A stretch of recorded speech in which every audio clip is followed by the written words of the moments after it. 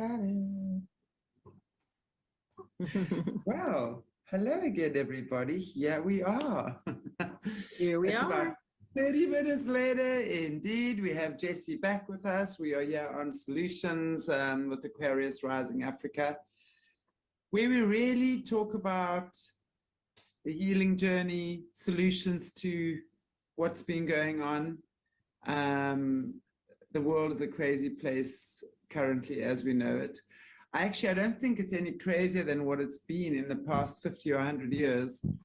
It's just that now we're getting to see it and we're getting to experience it, and our eyes are open, and we are speaking to amazing men and women like our beautiful Jessie, who's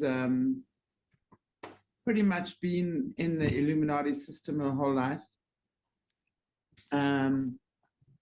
So I'm very grateful that you've agreed to talk to us about that part of the system, because I think those of us who have families, parents that have not been in the system, that have grown up with, in normal, loving families, where we all, obviously we all have our issues, but I think it can be only horrifying to imagine that you're taken into the system by your family, and that your maybe parents, grandparents, whatever, have also been in the system, so also product of that abuse, giving birth to children who and probably really have no knowledge of what it is like, no role model to raise a child in a loving environment. So I would like to ask you, if you wouldn't mind, as much as what you can, and obviously it's what you're comfortable with, because we've been asked a lot over the past year and a half since we've been interviewing you. Your parents, when you were taken in by your proctor, you've mentioned before your mom as well was a product of the system. Yeah. What can you tell us about your early life regarding that, just the memories you have of your family per se, and how the heck did you survive that family experience? Yeah, it's solely by the grace of God that I survived. It definitely was, an ongoing daily challenge, and it wasn't just one or two events a day. Literally it was living in that crisis every moment of every day, night and day for, at that time it was 4 straight years. So there were a lot of dynamics with it. One of the hardest dynamics to live with is that code of silence, that, there's so many threats, and you witness that the individuals who, are the perpetrators, they have the power, they have the means to be able to, see those threats through. So everything is, really a game of chance. It's always a 50-50 chance that they may choose to follow through on those threats, even if you're doing everything that they want you to do. And that's a really hard space to be in, because there is no guarantee. You can do absolutely everything that they tell you you have to do, and you still have no guarantee that anybody, including yourself, is going to be safe or kept alive. So, that constant threat of death is always over you. And that can be really hard to cope through. And, I saw a lot of survivors like me that came from high-level families.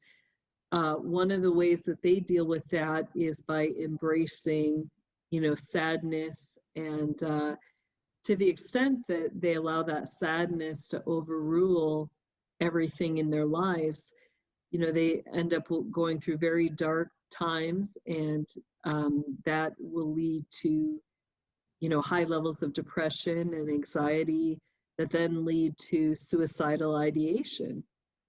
Seeing that as a kid, I stayed as far away from sadness as I could, because I saw where it led, and I didn't want to go down that path, solely because I did not want to give the enemy the pleasure of, breaking me to the point where I took my own life. I was like, oh, heck no, I'm not going to give him that pleasure. So, so with that said, I embraced the other strong emotion, which was anger. And so that, that emotion made me feel like I had more control in the situation. And with that anger came mischievousness, which then made me feel like I was getting some sort of justice through the situation. But, it was really hard. There were things, I had to be very aware. I had to always be on high alert. I had to know patterns, like recognize patterns, so that I could predict ahead of time, when some of those moments where I was more in danger would be. So, having younger siblings and cousins that would also be present, I always knew exactly where the other kids were. I knew exactly how long it would take me to get to them if I saw my proctor or others starting to do certain things, that then I knew what would come next. So I would always be preparing, making plans, assessing a situation in the room.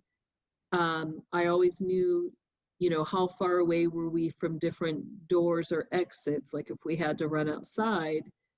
And things would be so quick, like, one of the things I would always do walking into a room, I would make sure that every single sharp object was put away in a drawer, because that would, afford us more time. My family, on we'll say the bad side, that was their favorite thing, was to use sharp objects. They would do things like pretending like they were going to be sewing or fixing stuff up. So then, it would be common for them to have a pair of scissors out. So, if I walked into a room, those were the first things that went away. There were times I would even hide them, but I would get in trouble for that. So I had to kind of be more clever and just put it away somewhere, and know that if I heard a drawer opening, that meant I needed to grab the babies and run, outside, and be somewhere in the open space. We had a huge vent in the walls in one of our houses, like an air duct vent. And so, I knew how to place it just right so that those screws were not screwed in, but looked like everything was in place, so that if we had to, that was another cubby hole, so we didn't get trapped upstairs. We could hide in there. But there were times where I was fighting, where we were being attacked while we were in that cubby hole, until, the psychosis was done. For me, one of the Just to be clear, if you don't mind, just to be clear with the viewers, this was really for you to be protecting and defending yourself against, as you say, when your abusers, there were obviously more than one, were coming down from their adreno trip, I don't know what you call it, and then, as you say, going into the psychosis, where they would then go a little bit crazy and start chasing you around with knives and scissors and sharp objects. And you pretty much had to be on high alert to protect yourselves, your siblings as well, your little friends. So, and so there were different things I was dealing with. Some of it, was psychosis when they're coming down, or even they're in that act of psychosis from, the formaldehyde and pineal gland hormones, that it was a hybrid mixture that they would take with alcohol. So that was one part.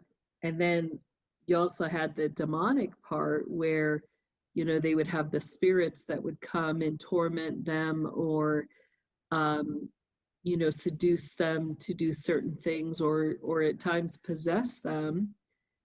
And so sometimes it was, you know, not just dealing with a person, you're dealing with whatever demonic spirit is possessing them at that moment. And then there were times where, you know, it just seemed like pure mental illness, where, you know, they didn't have any extra alcohol or any inducers, yet it was part of their upbringing or programming, you know. So it just depended on the situation. So, you know, for them, there were, you know, they literally would train in the abuse, and part of the grooming process with my younger cousins or siblings. And, you know, that there would be narrative that would go along with it, that, you know, it'd be things like, you know, a good mother does this, or a good mother does whatever, you know. And so, you know, my own mom, sometimes that programming would come up, and, you know, she would hear in her head, you know, like a good mother gives their toddler enemas. You know, well, where did that come from? That was generationally passed on. That was part of their grooming process for some of the children. So she would hear those things, but then she would stop and she would say, but, you know, my child doesn't have any issues. You know, why would I need to do this? I don't need to do it. You know, they have healthy bowels. And so she would make that choice to not go along with what she had been taught. You know, so some of it was just that predictive stuff that you were dealing with. And sometimes, you know, it was flashbacks that you're dealing with, where, you know, they would go into memories themselves or flashbacks. And then as a kid, having to discern, okay, is this a demon that I'm dealing with? You know, when they're saying odd things, they're saying things that are out of context, they're, you know, not in their right mind. You can't really, you know, talk or reason with them. So what do you do in that type of situation? How do you wade through the flashback with them without, you know, having yourself or your siblings in direct danger? So Can I ask you here? You've spoken to us in the past about pretty much your parents being drugged, hypnotized, whatever means they were using to knock them out at a certain time in the evening, where you were then taken by your proctor and had your training then. Right. Were there times that either your mom or your dad noticed something was not right with you? Were there any signs for your parents to see that something was going on? Was there ever any sign for you? And I guess what I'm asking you is, at what point did you realize that your mom and your dad were not able to be your protectors at that time? Yeah, I realized that, you know, straight from the beginning, that there was no way that they could protect or provide me with any safety during that. You know, as to, you know, any signs or any notice that things were not right, absolutely not. You know, my posture was perfect in every way. So there were no signs or indicators that anything was wrong. You know, even in relation to, you know, my direct abusers, you know, there was always that outward appearance that the relationship was very loving, you know, that, you know, we were always present together with, you know, that family relationship that was very good. I was very social with everybody who, you know, was part of that. And, you know, we just always displayed this perfect posture. So it wasn't until I got out that that's when things started to kind of manifest, you know, because I was out and they had no direct contact with me yet. We lived not even 5 minutes away from a sanctuary that was kind of like Bohemian Grove, where they would gather and the witches would gather. And so all night long, you know, I'd be getting astral projections and attacks from these witches. They'd be trying to drag me back in. And so, you know, my mother had noticed that, and, you know, I was still only getting like 3 hours of sleep a night. And, you know, when she would ask me what was wrong, I would say, well, can't you hear the witches? And so for her mind went straight to, oh, Jessie's hearing voices. Maybe we need to get you some mental health. And it was like, it's not in my head. Like, these witches are real. Go 5 miles down the road and you're going to see them with their candles lit up, you know? So it was where, you know, she had to start recognizing that the attacks were not just spiritual, but that there was physical things happening as well. And so the Lord started to open her eyes to the reality, you know, and it was at that point that, you know, one night she heard me and one of my siblings talking about, you know, the ritual wall. And she was like, wait a second, like, you know, did you hear my dream? Like, was I talking about that in my dream out loud? And it was like, no, this is a real place. And then she said, well, do you know where it's at? And I said, oh yeah, it's, you know, and I gave her the location. And then that was when she had to sit down, and she was like, I thought that it was all in my head. I thought I was just having dreams of these places, but you're telling me they're real and you've been there? And I'm describing things that she's dreamed about. And, you know, so what's interesting is that even some of the family who is in the system, like when she was talking to some of them, they would be like, oh, Jessie heard your dreams, or, you know, and she's like claiming it as her own. So that's part of how they tried to discredit as well. But it was like, no, like, I'm the one who gave the name of the exact location and, you know, the demographics of these places. So, yeah, so that would be interesting too, is that the family would try to convince her that I was stealing her memories or stealing her nightmares and talking about them. How did these type of conversations come up? Because from what I understand, your mum was also in the system, right? At very, very young age, she experienced things, but not like, she wasn't involved in her adult years at all. Like, she fled at age 18 and joined the military, and that's where she married my father. Okay. So, how was it for you? Because she would have been mind controlled, right? Even if she was just involved for a short while or whatever, they would have definitely tampered with her memories and done some kind of programming on it. How old were you when you recognized that? And what was it for you like as a child, growing up with knowing that she could not protect you? It wasn't just the protection. You know, she really started to have that programming start to break down, where she was getting memories and flashbacks. And that started around that time when I was going through stuff. So it made it really hard for her to function in her role as mom. Now, I'm not saying, you know, she definitely was not a bad mother.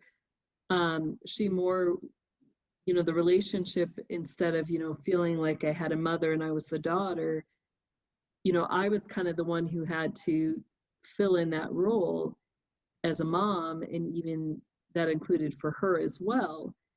And, you know, she, you know, was learning how to cope and function through that horrific abuse that she had experienced. So we were really like best friends, you know, like we always had that relationship where we did everything together as a team. And that was kind of my coping skill. Like I found that if, you know, if I just expected her to do it, it wouldn't get done because she didn't know what to exactly do. You know, so it's like, you know, I grew up with things very regimented, you know, where meals were, you always had your breakfast, lunch, dinner, you know, the little ones need snacks here or there. So, you know, it helped me to be very, or I guess I'll just say I was very scheduled from the training that I went through, you know, because you had, with that 24-hour training, you know, everything was very, very scheduled. So I was used to that schedule. So that's what I brought into the home. My father was a truck driver, so long distance truck driver. So he was gone throughout the week. He'd be home on the weekends. So really, I had to manage the home according to the schedule that I had learned for things to go well. If, you know, if I didn't do something, you know, it just, you know, my mother couldn't make it get done. I mean, she tried, but she just couldn't make it get done. So, you know, I was kind of the one that held the home together and took care of the siblings. You know, it's like if the baby was crying, why is he crying? You know, does he need a diaper change? Is he hungry? You know, how do we get that done? I cooked, I cleaned, I did all that starting at age 6. And, you know, when my dad would get home, he'd have everything prepared and set up around his chair. You know, I knew which, his favorite potato chips, his Mountain Dew. So he just had to come home, sit down, take his boots off, and sit there and watch TV and relax, you know. But part of that too is, you know, my father had a lot of anger issues that he was dealing with. And so that was part of the way that I could keep peace in the home, was just to make sure that everything was in order and in place. So with that, you know, my mother also was having a lot of complications with severe migraines. So a lot of times she'd be laying in bed, you know, having her flashbacks and dealing with all of that together, but still the home was managed and normal as it could be for me and my siblings, in between all of that. Your father, he had no idea that your mum had been in the system. No, It's not like he was in the system or came from another bloodline family. right? No, yeah, he was he is bloodline, but didn't know, and that family line with connection was, you know, was silent. So, you know, nobody on his side was aware of that. Um, and, you know, just they were big time fishermen. I call them, you know, kind of the good old Hardy Boys type feel. You know, they were just very relational men. You'd sit down at a meal and all the guys would be together talking. That side of the family, a lot of men. So I had a lot of boy cousins. And we, you know, just built a lot of close relationships with the men. They were all very safe for me. You know, so they were like my best friends. And, you know, my youngest years before my training started, you know, I did a lot of outdoors activities with them. So, you know, it was with those cousins, we got into the tree climbing, the fishing, you know, I did the bug hunts on top of all that. But very outdoorsy, a lot of camping, stuff like that. Um, Even, you know, my mom's side, We had a lot with the sailing, so a lot of outdoor activity on the water. And they were big hunters, fishers also. You know, so the men were often engaged in those type of activities and stuff. So, you know, it kind of was a huge dynamic, but I always had to be prepared for those things, you know, that were coming even throughout the night. I was afforded 3 hours to sleep, usually from 2 a.m. to 6, or 3 to 6. And, you know, but I still had to, you know, be preparatory because it wasn't always guaranteed that my proctor wasn't going to get up and try something in the night. So there were things that I would do, you know, like put, like sometimes they wouldn't allow me to close my bedroom door. So I would do things like, you know, put books that were bent so they couldn't necessarily be seen, but if the door opened any further, they would fall and that would make the noise to wake me up. Or they had those floor rugs that when you turned over, they had all the prickly things. And my proctor would always be walking around barefoot. So, you know, those prickly carpets afforded me quite a bit of time, you know, so I would always be turning those over in front of the doorways. And then, you know, if she stepped on those, you'd always hear her yelping and crying because her feet were so sensitive, you know, but it would give me time to get ready to prepare for the attack, whatever was coming. But yeah, then I would do, you know, spiritual things to try to get that, because then, you know, when she would figure out my attacks or my preparatory things, she would find other ways to attack. So, you know, then I'd get like the levitating and the astral projection into my room, you know, at night. So I'd have to, you know, find all sorts of ways to protect against that as well for me and my siblings. So that's quite a responsibility that you took on at such a young age, you know. Obviously, recognizing, I mean, I know from our previous interviews, and one of the first things I heard was the first experience you really had was when she took you to the ceremony, I guess that was, where she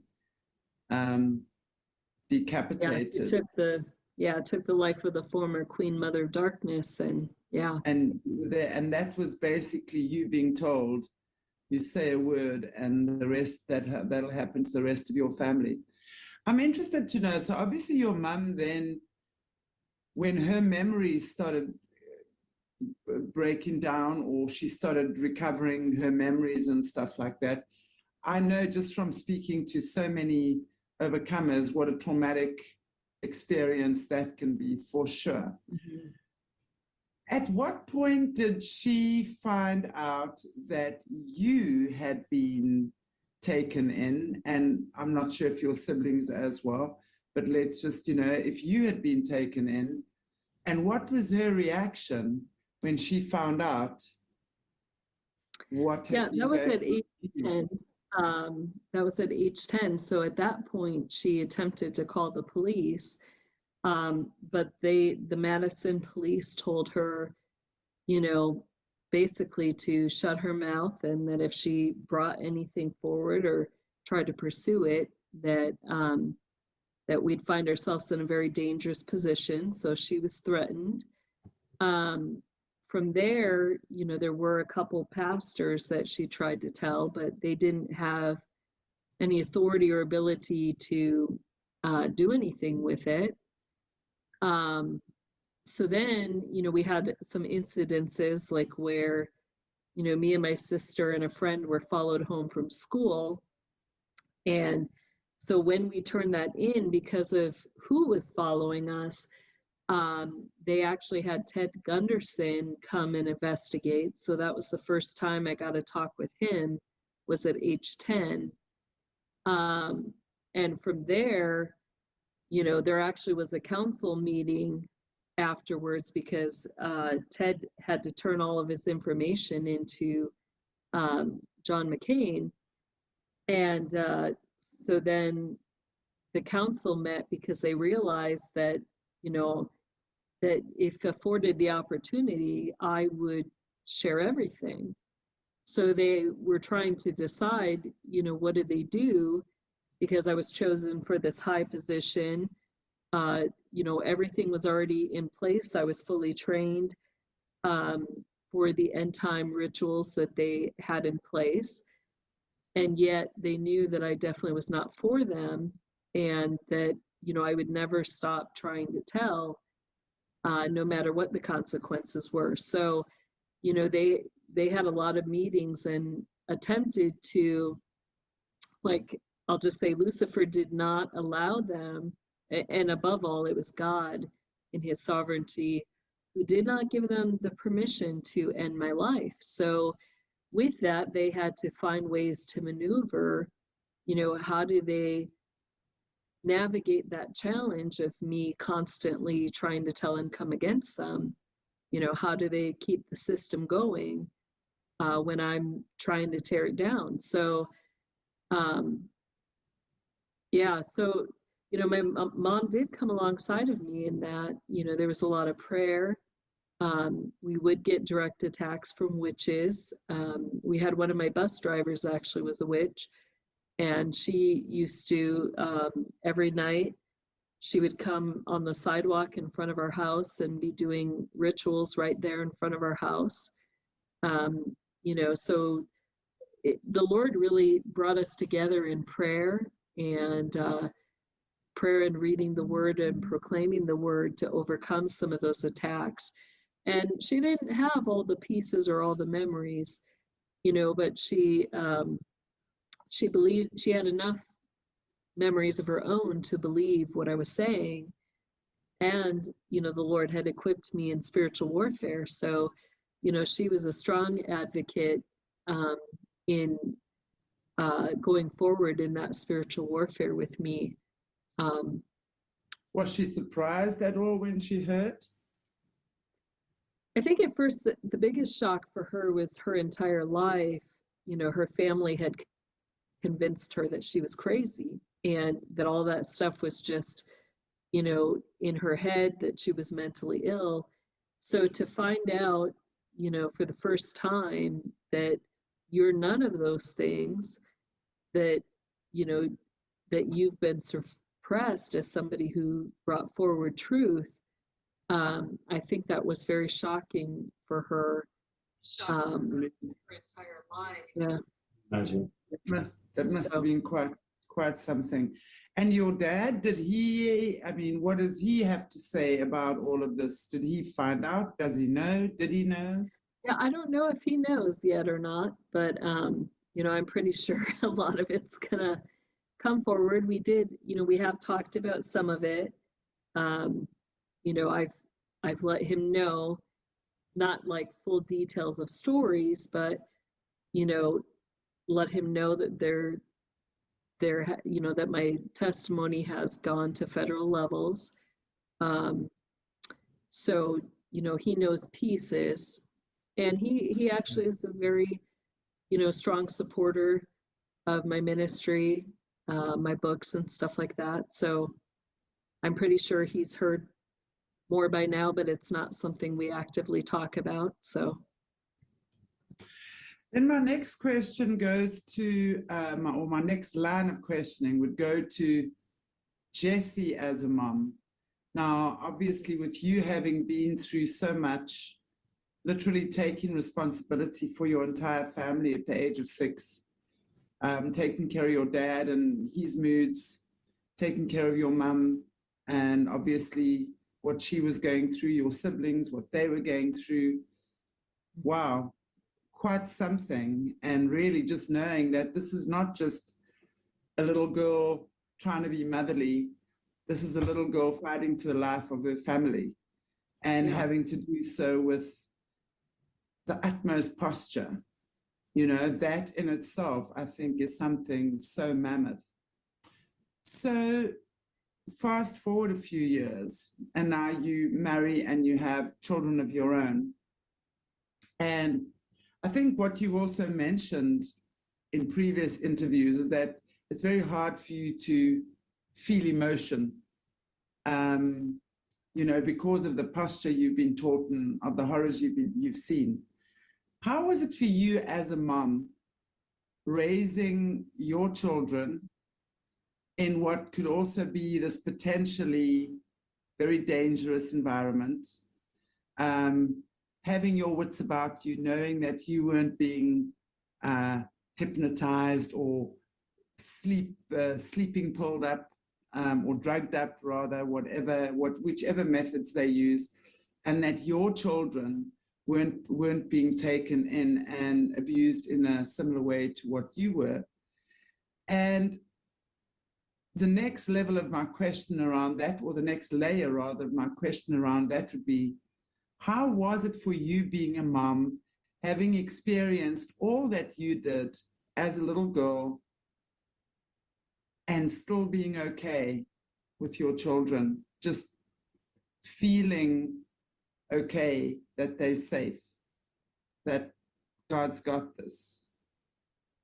Yeah, there was a lot of growth that had to happen in those areas, because it's a challenge and a struggle, and you're wrestling against so many things. The biggest thing is, the attacks the enemy will send in your areas where you're very insecure. So, for me, having a child automatically put me in that insecure place, yet where I have to be really responsible. But, all of the things that I had learned as a child, I had to throw those coping skills out the window. Some of them I still struggle with, because it was just, that was the only way I could cope with the depth of the trauma. So one of the things, emotionally, every relationship I built was very devoid of any emotional depth. And, that was a protection mechanism. So, at first it was like, I had learned that kind of, I'm trying to think the right word for it. For me, to show love just meant you were together, you're in the same place. So, those little babies never left my side when they were little. It was like they were always right there, right next to me. Whatever I did, they were doing too. There might have been a few hours when I was at work where I entrusted them to my spouse, but it was like, otherwise, they were always with me, where I had eyes on, or I could feel them. Even some of the things, from when I was a kid, my training partner, when we were in the dark or having to battle or combat, he would always say, hold the bottom of my shirt, and he would hold mine. So that naturally, to me, like when we were out and about, and, by then I had 4 kids, I would always say to the older 2, hold on to the bottom of my shirt. And then I just knew that they were right there wherever I was going. But with that, then the Lord started to work in me that I needed to build that emotional depth. And, there was so much fear in that. And the base of that fear was addressing the lack of trust in myself. That, my biggest fear as a kid was always that there was something the enemy could do that where I would have no control over myself. And I knew the depths of what I was capable of. So I had this huge fear of, that I would cause harm or death to others. So that was a huge thing that had to be broken. And it started kind of in one of those early wounds I know I've talked about, at Gloria Vanderbilt's, that, one of the first murders I witnessed was when, a baby was delivered to Gloria's, and my proctor took me in the bathroom and basically drowned the baby. So imagine being a mom and now you're all by yourself. There's nobody else there and you're alone with this baby and you've got to give him a bath, you know? And I was just terrified, you know, that like I had to work through all those flashbacks. I had to tell myself, you know, I love this little one. I would never do anything to hurt them. But then beyond telling myself, I had to get to the point where I fully believed it and felt comfortable trusting myself. So, you know, I love, you know, that's pretty much where my prayer time and my safe place had been. So the enemy was trying to come in and take that safe place from me with those flashbacks and memories. So, you know, one of the things I would do is, you know, I'd ended up with all my kids eventually, but I said, I'm going to make this still my safe place. And so, you know, I'd be filling up that bathtub with water and steam, and I'd bring him in there in the baby bath, you know, on the side. And I would just be praying, reading my Bible, singing songs to the Lord. And that became kind of our peaceful, quiet time every night. And eventually I had like all 6 of those little ones in there, you know, where we're all sitting on the floor reading our Bibles and praising the Lord. And then after, you know, we would take our baths and stuff. But that I had to go through all of that to make it feel like a safe place because I would be so tormented with all the horrific memories. And then even, you know, the eye contact is still something that I greatly struggle with because, you know, it was so misused when I was growing up that, you know, I would see the evil and with that, you know, see the evil thoughts that people were putting out. So, you know, I grew up not giving any eye contact at all. That was the way I protected myself from seeing the evil inclinations in people's hearts. And so, you know, to be able to sit there and engage for more than a couple seconds in eye contact with these little ones, or to really appreciate them, you know, like to just, I grew up in a world where there was no touch. So to be able to just, you know, stroke their head or their face and say loving things to them, I didn't grow up with that. So that was a huge challenge for me, was to build that physical spiritual contact. You know, the community engagement was easier for me. So, you know, even when they were young, I constantly was out ministering in the communities, on the streets. You know, they'd be right alongside of me. You know, we got involved with a lot of stuff with homeless people. I never, you know, my kids were never afraid to be on the streets, even if somebody was drunk or even if it was somebody who had a spirit in them. You know, my kids were able to recognize that and they weren't afraid to just love that person. There were moments I was afraid for them. You know, one of my younger sons, when we moved into one of our places, the neighbor across the street was a strong alcoholic.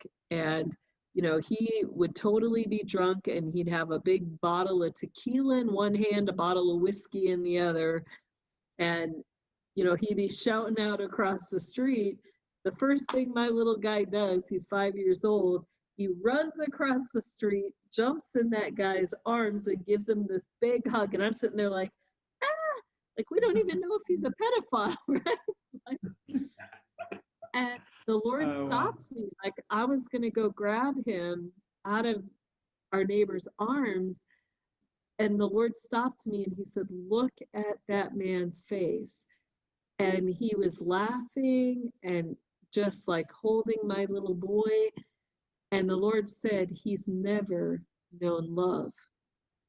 And I was like, okay, Lord, not my will, but yours be done. You know, but things like that, you know, I did have to put up boundaries with that neighbor and say, you know, if you're drinking, if you got alcohol in your hands, you stay on your side of the street. You're not allowed to come into my yard, you know, which he always was respectful of. But what was interesting is that that neighbor ended up, like 3 years later, he committed suicide. But my little boy was the only one to ever really show him an abundance of love, you know. So very interesting that the Lord allowed that in his last 3 years, to have this little kid that was always happy to see him, always saying, "Hey, how are you doing, Dave? You know, how's Wow. your day going?" He would yell at him and across the street, you know, because Dave couldn't come over. Uh, but it was funny just the way that God tried to win Dave's heart, you know, and Wow. he gave him that opportunity through one little boy, you know. And I think what's so important to recognize about that is that, when people have got these addictions, call it that, in their lives, whether it's alcohol or drugs or whatever, work or sex or pornography or whatever, it really is coming from such a place of emptiness, of lack of, not having. So to have your little guy go there and show him love for the first time in his life must have meant so much to him. So you've obviously been aware that because of where you were lacking, or what, in your childhood, it was so important to give your children. Mm-hmm. So I think there are many people out there at the moment who haven't necessarily been through what you've been through, or even to the extent that you've had it, but maybe other parents other people who've grown up with alcoholic parents or been sexually violated or abused in any way. We tend to either become the perpetrator, Mm-hmm. or we go to the opposite extreme of that and maybe can be quite anal about stuff. So what would you recommend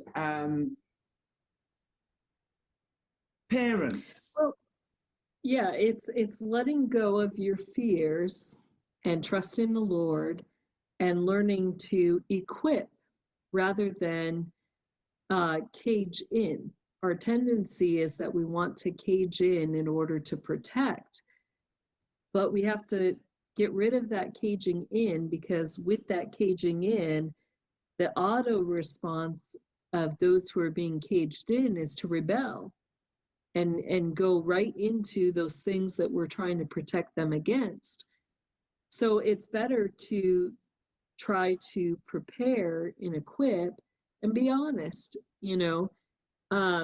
I didn't go into great depths of my story with my kids, but they all know enough, where they knew who the people who were not safe are. They knew that it was connected to satanic ritual abuse. They knew some of the things like, how do you deal with the nightmares if you're getting attacked that way? How do you deal with people if they approach you? What is your authority in Christ? Because sometimes, or I'll say that is really the only way to address these things is through prayer and through our authority in Christ.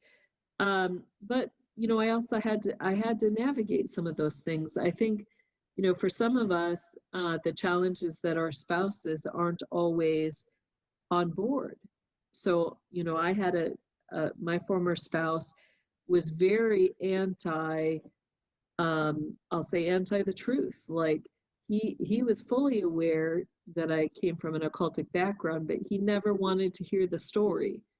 So that made it hard to live in that family, because you're still dealing with that silence. You can't fully be you. You can't fully be free because you're still not able to fully share who you are.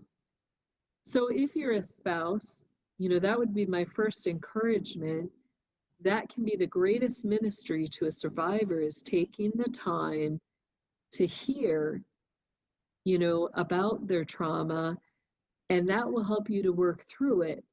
Some of the stuff is hard to believe, but those are things that you can pray through, or even doing counseling together. That can sometimes be the greatest avenue, whether it's a pastor or a authentic counselor. just being willing to go through that so that, you know, you're working through that healing process together. That can be the greatest gift you can give a spouse who is a survivor, and give to your children and your family. The second thing is, you know, navigating through those flashbacks or nightmares. You know, I've got my kids, I'll still have moments, they're far less than when I was a child. You know, I used to have nightmares all the time. And, you know, not just graphic ones, but literally where I'm getting spiritually attacked in my sleep. And, you know, I would get to the point where I can't wake myself up from it. So to compensate for that issue, you know, I can't, like, I'll get the paralysis where I can't speak fully, but I got enough where I can make enough of a loud enough noise that now my kids know if I'm making that noise, you know, they need to wake me up, physically wake me up and pull me out of that So nightmare. it's really about communication, because I think I think what I'm hearing you say as well is that it is so important to be authentic and honest. And obviously, we don't want to traumatize our children to the next level by telling them all the graphic details.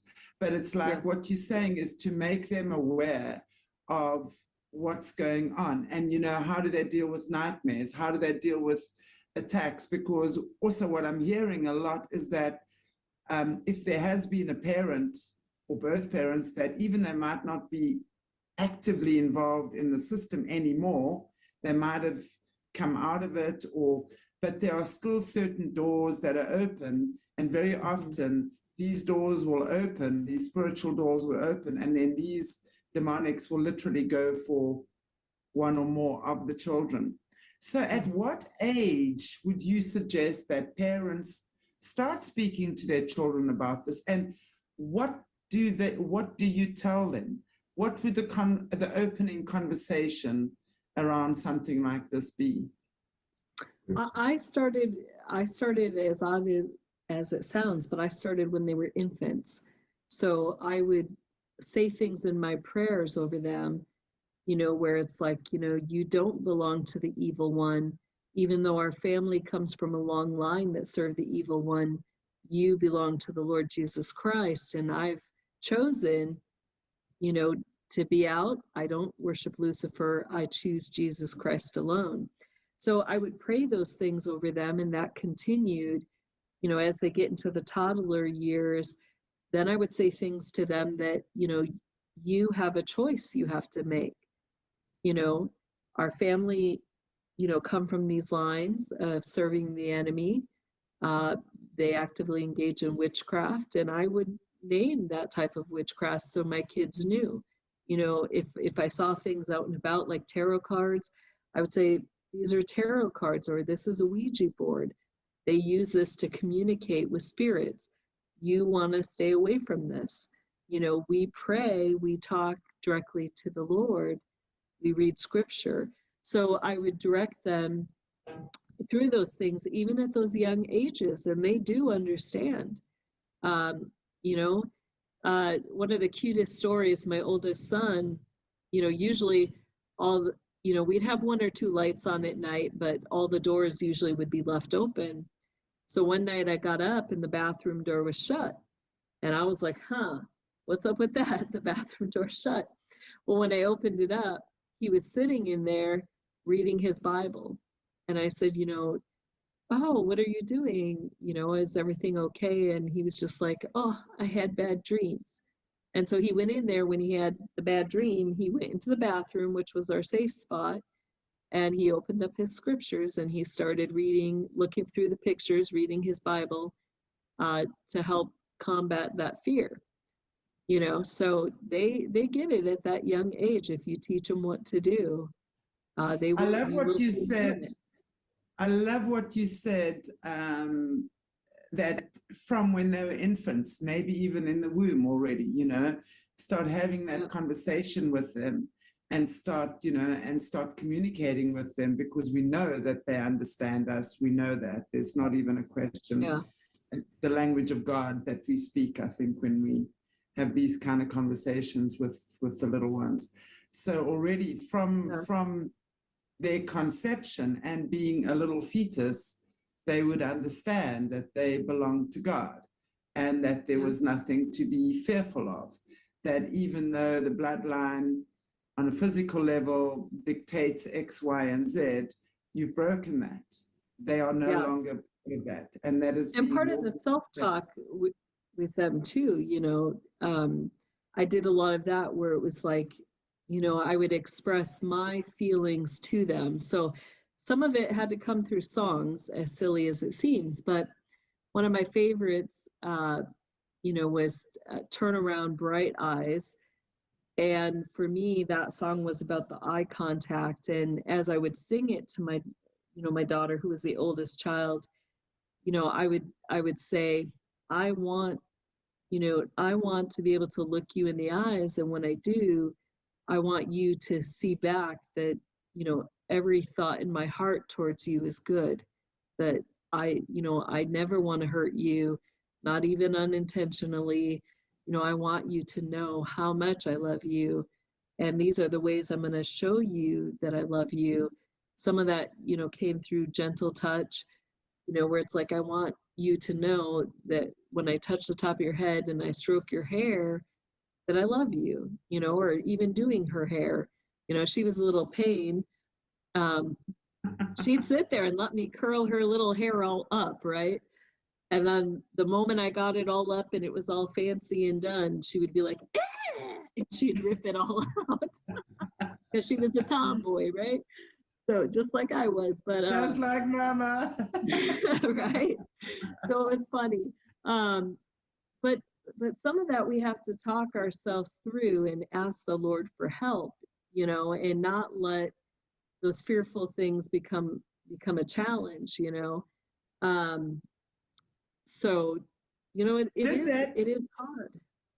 Did you find, I asked you earlier on about, you know, being a mom and having not experienced that emotional connection to your mom and your grandma and what have you as a little kid, which I think is a very natural thing. I mean, if I just look in my family, you know, we were also 6 kids and fought until the roof sometimes did that, but we always knew that we loved each other, you know. Yeah. And it's a natural thing to have a mom and a dad who would hug you and put you on their lap and throw you up and tickle you and play games with you and, you know, do horsey rides with you and, you know, whatever. So I think that would have been something that you no doubt would have missed out on. Yeah. So did you find that when you, because of your consciousness, when you had your babies and you consciously chose to, as you say to your daughter, when I look at you in your eyes, know that there's only good thoughts and love coming from my heart. When I touch you on your head, I want you to know that I love you. When I hug you, I want you to know that that's my promise. I will never let you down, or whatever the case might be. Did you find that was your healing as well? It was my healing. What was interesting is that, you know, my daughter was a lot like me, where, you know, she preferred to kind of be distant. She was closer, navigated, you know, towards that relationship with her dad. She was a daddy's girl. So, you know, it was like you're trying to like reach out and get that healing and have that connection. And yet, you know, what she desires is something else. The same thing I desired as a kid, you know, where I navigated towards the, you know, the men, because that's what I felt safer with. So it was interesting because I had to come to that place of like, okay, well, she knows and I just have to accept that. She even had her pediatrician. It was really funny because when I would take her to her pediatrician would walk with her throughout the entire office, handing her off to everybody. And she'd be like, she was like, I've never seen this, a baby that has no separation anxiety. So that was what it did, was that you know, it made her feel so safe that she didn't feel like she had to have that clingy relationship with me. You know, she just knew I was always there. And she felt safe being anywhere with anybody, you know. So then I was like, you know, like for me, it was like, how do I protect her in the midst of that? But all of my kids were very, very social, like able to just build relationships with anybody. Um, you know, not fearful, I guess I should say. They were never afraid to just be out anywhere building relationships with people. So that was what came of that. It didn't necessarily, you know, just go between me and them. They just knew I was that solid relationship that was there, and they extended emotionally outward. So that was interesting. So that's so beautiful. It's almost like the stuff you missed as a little kid yourself was given back to you through your children all these years later. And I'm sure each and every one of your kids will have their own little personalities and do it in their own way and give you a rough time in their own way as well. So yeah, like we had one that was a real instigator as well. Yeah, he was such a little bully and instigator to his brothers and that were a few years older than him. But what was funny is, you know, when we were at church in the nursery, like he'd go around, he was always gentle with babies, and he would go and kiss each one on the top of the head. And then he was also very sensitive to kids that had disabilities. So his best friend was, you know, a kid that had autism, and he was always very gentle with him. He'd literally, I mean, this was the bully in the family, right? But he'd reach out his little hand and take his friend's hand, and he'd say, come on, let's go do the swings together, you know, and he'd literally take them by the hand and they would go do stuff. So it was just funny that, you know, this little warrior inside, yet he knew, you know, those who were weaker than him, and he would be very intentionally sensitive and kind to them. So I would love to ask you if you can just think of each of your kids right now, and if you could, without mentioning their names, if you don't want to, but what would be 2 or 3 words you would use to describe each of your kids? Well, my oldest, you know, it was funny because anger was always a safe emotion in our household. And, you know, we were all strong fighters. So my oldest was the one that was the fighter, you know, and I can remember when she was like 2 years old, you know, I'd be trying to discipline her, and it got where, you know, I couldn't do the physical discipline. So I'd put her in a room, but she would be pulling on that door handle, screaming and yelling at me, like ready to fight me, like, how dare you put me in my room? And, you know, I just remember even asking, where did she get this stuff? Because, you know, we didn't watch any shows. She didn't see any other kids treating their parents that way. Me and my spouse at the time didn't, like, you know, we were never negative, or we didn't yell or you know, demote each other in front of the kids or anything. So, but she'd be sitting there yelling. She'd be like, you're such a bad mom. She was 2 years old. And I'd be like, where did she get this from, right? And I'd be like, no, it's okay. Parents can discipline their children, you know, and I'd be yelling back through the door, like, it's okay. I'm supposed to discipline you. Like, you know, like she would sometimes be really naughty. Like we had one time, like her dad was out, like we had the grill right on the porch. So he just would step out the front door and grill, but he'd also be cooking at the same time. And he'd put up a baby gate in front of the kitchen, you know, so he could go out and the kids would still be safe and stuff. But the one day she slammed the door shut and locked it. So she locked him out, and it was her and her 2-year-old brother, and he had a pot of potatoes boiling on the stove. And, you know, she thought it was funny, and he was like, "You better unlock this door," and she refused. He had to get the neighbor and had to break the door down. So it was like that, and then she still fought us, like when we were disciplining her, she fought us in that, and I was like, no, you know, what you did wasn't right, and could have really hurt your brother, you know. My second one was just very like too creative and ingenious for me. Like I'm not mechanical nor technical, but he would find stuff and take it all apart, figure out how it all worked, find new uses for it. So like, you know, my spouse was pretty good about getting up early, but one day he had slept in and I got home from work and, you know, come in and my 2-year-old has the curling iron, which I had never used. Like it was up in a bin in the bathroom. I'd never taken it out, you know, since he had been born. And so he had climbed up there, pulled out the bin, found it, figured out he could plug it in. So I come home and he's got tortillas wrapped around the curling iron. And I'm like, what are you doing? And he's like, I'm making breakfast. It's like, you could have burned yourself, burned the house down, right? But he figured it out. So Wow. I had to always, he was also my risk taker, you know, still is to this day.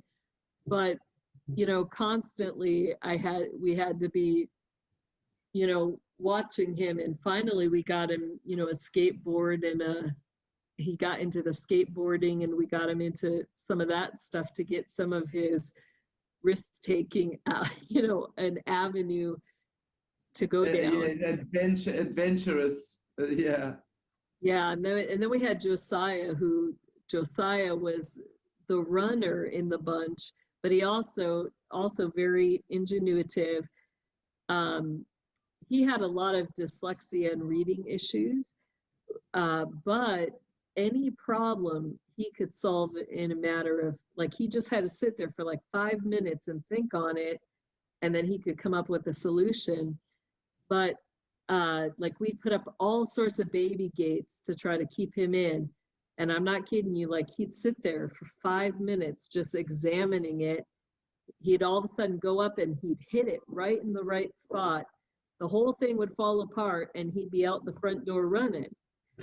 And so I had to try to keep him inside. And I was like, this kid is going to be the death of me, right? Even the church pastor, the first time it was the pastor's wife, she ran the nursery with him. And I told her, I said, he's an escape artist. Like, you literally need to have eyes on him the entire time. And she's like, oh, he'll be fine. Well, a few weeks later, she comes up to the church and she's like, okay, she's like, I've just got to share this story. She's like, you know, we all know how Josiah likes to escape. She goes, so I yelled at him. I'm confessing I yelled at him. He was like 2 years old, right? She's like, so I told him, Josiah, your butt better not leave that chair today. And she goes, I turned around for a second. I turned back around and he's heading towards that door carrying the chair on his butt with him. So literalist. But yeah, so then my other one, my next one, he was very quiet and reserved. And I was like, well, that's odd. Like, you know, my first three were all extreme extroverts. And then my fourth one was just very quiet. He hardly ever talked. And one day we're driving to church. He was 5 years old. And all of a sudden I hear this little voice out of the back, just like, da, da, da, da, da, da, da, da, da. And I thought we had, you know, I was like, is one of the neighbor kids, did they sneak in our car this morning? And I'm like, who is that talking back there? And they're like, no, you know, it's number 4. And I was like, wait, what? So we all laughed because that was like the day he came out of his shell. And we found out he wasn't an introvert. He was an extrovert too. He just decided to be quiet for a while. And then it didn't stop after that. Yeah, he was an introvert after that. But yeah, they, they attended. My oldest two were really close. Then my second two were really close. And then I had my youngest two. My fifth one was the instigator. Still is, but he's very blunt. He was the one that we had a lot of problems with because he's always honest. This kid never lies, but it would get us into a lot of trouble. So, he's one that if there's somebody in authority, he will challenge that authority. So he would have issues where, like at school, like the kids would be doing some stuff that wasn't right. And so, he would confront them on it. And then they would be saying, teacher, he's doing this or that, he's being mean. So then he would get in trouble, and the teacher would end up taking him to the principal. And the principal would be like, you can't be mean to your classmates. And he'd be like, but they were doing this or that.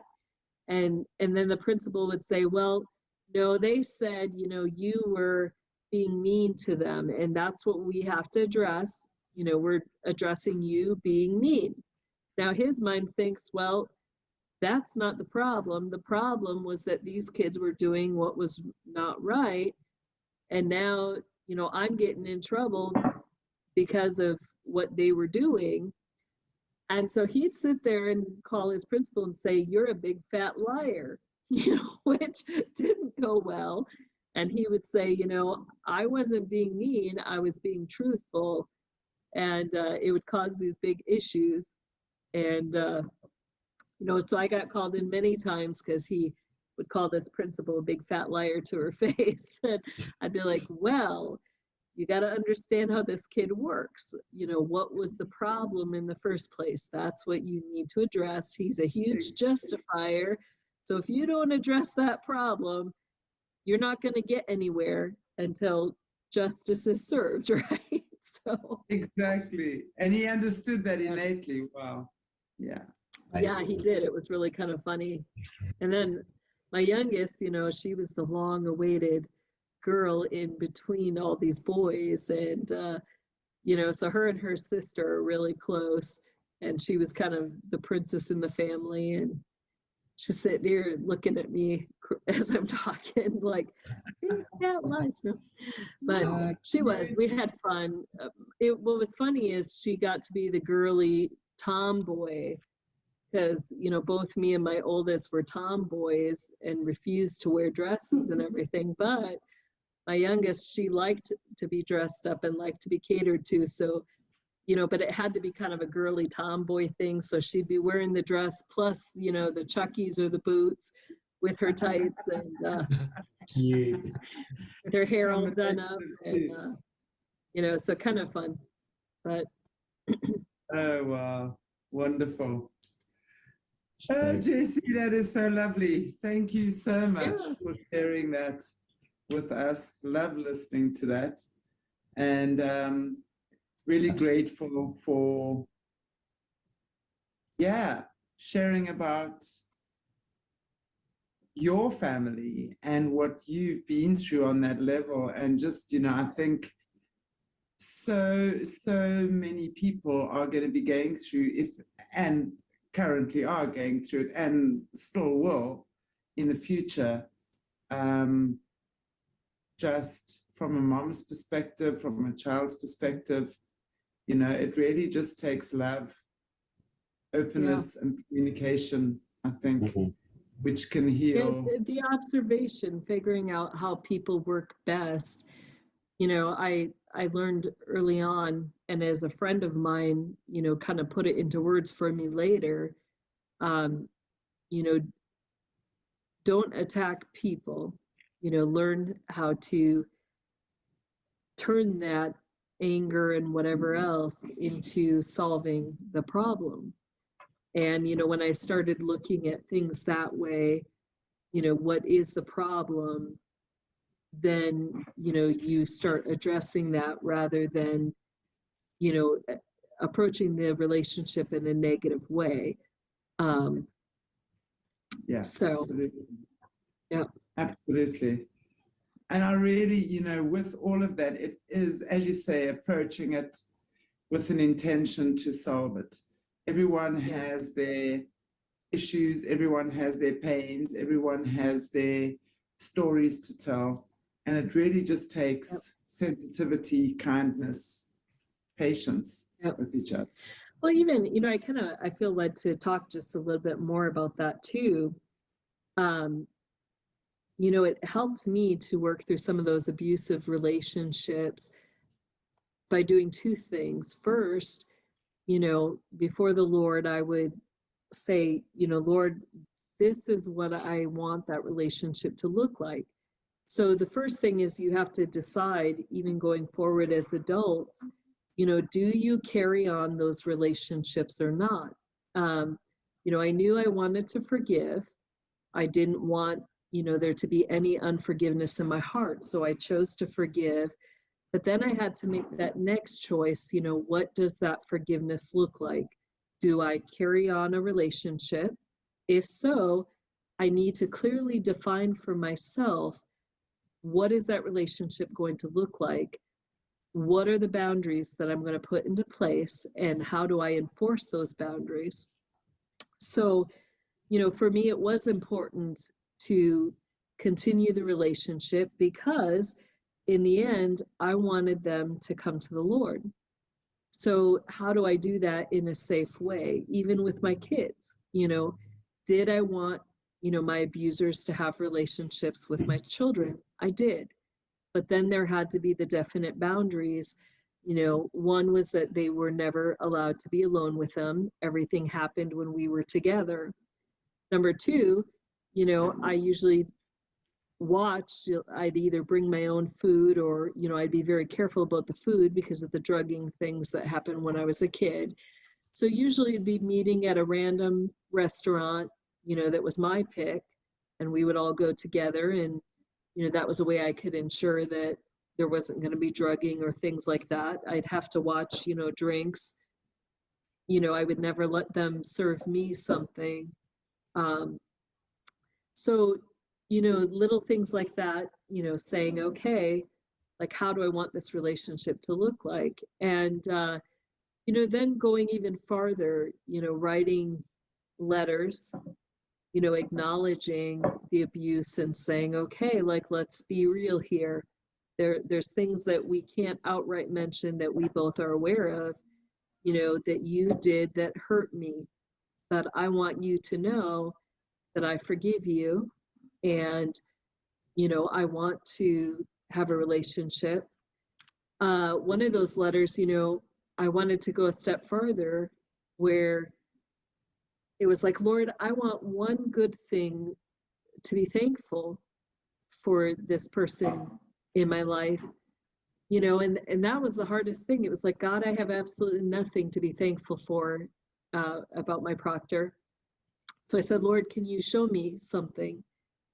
And so the connecting piece was that she had been married for a very long time. You know, she always displayed in her cover life that good marriage. And so that became a, you know, I'm thankful that you had that good marriage, that you were a loving wife, that you were committed to and devoted to that relationship, and that you displayed that to us. And so, you know, I was able to make that a connecting piece between us, and just have that groundwork, you know, where we could share in something, or even, you know, her devotion to attend Mass every single day. You know, it's like, I'm thankful that you go for Mass and prayers every day. You know, thank you for showing that commitment to step into the Lord's house every day. You know, even though I knew she has some alternative motives when she does that, that starting point is just that base, finding something you can be thankful about, you know? I think that is such an important one. Just that one thing every day for which you can be grateful and or appreciative. And I And you think can that use it as that word of encouragement for them. The majority of these people, they never, you know, they grew up like I did. where they never heard one good thing about themselves. They never had anybody saying, I appreciate this about you. So to move from that victim state to overcoming, it means that you're big enough to say, I forgive you, and now I want reconciliation in this relationship. And, I'm going to find things that will build you up and encourage you because nobody else ever has. And, I'm going to put the past aside. I'm not going to allow you to continue to abuse, but, let's start anew, and let's make this relationship what it can be, and that's the beauty in overcoming, is that, and to realize that you've got that choice, that, for me, one of the biggest freedom moments was when I realized I have the choice over my memories, over my flashbacks. I can choose what I share, and I can choose what I don't want to share. And, for that, there's real freedom. And, saying, even though I remember this, I don't have to share it. And I can choose to say, okay, that's one of my grace cards to you. Like, I like to, give grace cards or mercy cards, where it's like, this was the most horrific thing I ever went through, but my grace card to her is going to be that I never share that piece. That I say, I'm giving you that grace, that forever will be, you and I and God are forever the only witnesses of that. The world will never know that horror that you did, but there are other things that I am choosing, to hold you accountable to. And, so there's freedom in that. Absolutely. I love that. I love the way that you put that, give them a grace card. I think that's very healing for you, I would imagine, and no doubt her. As you're saying, no one has ever told them good things about themselves. No one has ever spoken about the positive aspects of who they are and their beauty. Right. And everyone needs to know that. Everyone needs to hear and feel something wonderful about themselves, because that's the thing that gives us that encouragement to get up.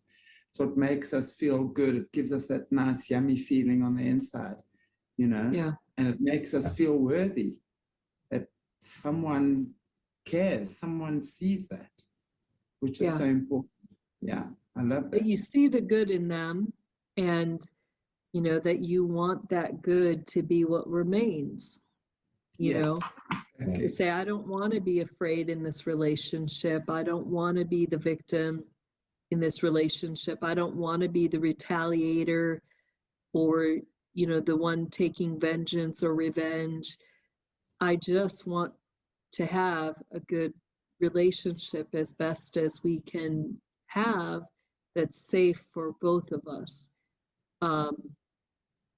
And that means defining, that no, I'm not going to keep the secrets. It's like, you abused me. This is, we both know you did these things, and not to be afraid to say that, you hurt me with these things that you did, but I choose to forgive you. I'm not going to allow it to continue, but it's not going to be a secret anymore, between us. We're bringing the elephant out in the room, Exactly. That white Ellie must out. Yeah. Wow. Oh, Jess, as usual, thank you so much. You've spent so much time with us today. Yeah, thank you. Really appreciate your wisdom, your time, your energy, and your sharing. It's just so lovely to hear you speak about the side and, your kiddies and that part of your life as well, because at the end of the day, wow, you're this incredible human being that has been through so much and seen so much. And I'm sure your children are feeling very blessed to have you as their mama. Most definitely. I hope so. Well, I'm going to ask you again if you'd be happy to end off for us in prayer again after Absolutely. Soulutions as well. Thank you. Heavenly Father, we just thank you for this day, and I lift up all those out there who have experienced severe trauma, abuse, even ritual abuse, Lord. And we ask that this would be a place of healing, that as they come, as they're drawn closer to you, Lord, that you would help us to work from that place of victimhood to that place of overcoming, that it would no longer be an impossibility, but that we would see that overcoming in our lives happen quickly, and that you would be our strength, that you would be our encouragement, that you would show each and every one of us how to navigate those struggles that we go through that are the consequences of the abuse that we have endured. And I trust, Lord, that you do have the solutions for each and every problem, that even if we're continuing to have situations within our homes or our life, that you are going to show us exactly how to navigate those situations and to bring reconciliation to the relationships within our families and within our communities. So we just praise you, we thank you, and we just proclaim that you are our healer. And I thank you that you've given this conversation today as a healing one, because that's your desire, not that we're in a place where we just treat the symptoms or manage our issues that are going on, but where we really experience healing through everything we've gone through in our lives. So I just ask that you would extend that healing and that it would go forth sevenfold, Lord, in our lives, and that you would restore to us all the years that the locusts have eaten, the years of devastation and destruction in our lives, that you would turn our future years into years of blessing, years filled with hope and joy and laughter. We ask for this in your holy name, Jesus. Amen. Amen. Amen to that. Thank you so much, Jess. Again, yes, thank you. And we look forward to having you back on Soulutions again. Definitely. Very soon. Yeah. Wonderful. So, guys and girls, thank you so much for catching us for a double zammy and a double wonderful whammy with Jessie tonight. So if you haven't already, please give us a like, a share, and a subscribe on this channel, Soulutions with Aquarius Rising Africa. We are on Telegram now as well. We've just got a Telegram account. So look forward to seeing you all very, very soon again. Thank you so much for watching. Thank you so much. Take good care. God bless you all, and we'll see.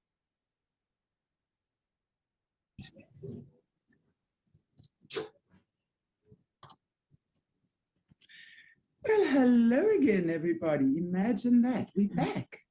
This time on Soulutions with Aquarius Rising Africa and our gorgeous Jessie. Welcome back, Jess. How are you? It's been a very, very long time since we saw you.